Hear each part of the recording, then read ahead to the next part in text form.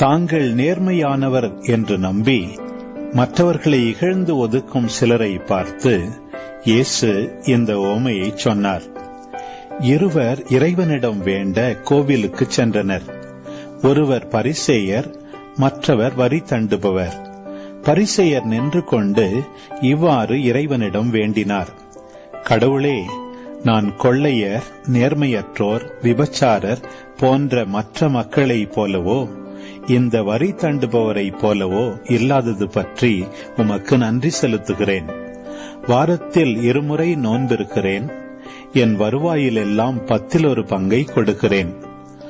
ஆனால் வரி தண்டுபவர் தொலையில் நின்று கொண்டு வானத்தை அண்ணாந்து பார்க்க கூட துணியாமல் தம் மார்பில் அடித்துக் கொண்டு, கடவுளே, பாவியாகிய என் மீது இறங்கி அருளும் என்றார். இயேசு, பரிசேயர் அல்ல, வரி தண்டுபவரே கடவுளுக்கு ஏற்புடையவராகி வீடு திரும்பினார்.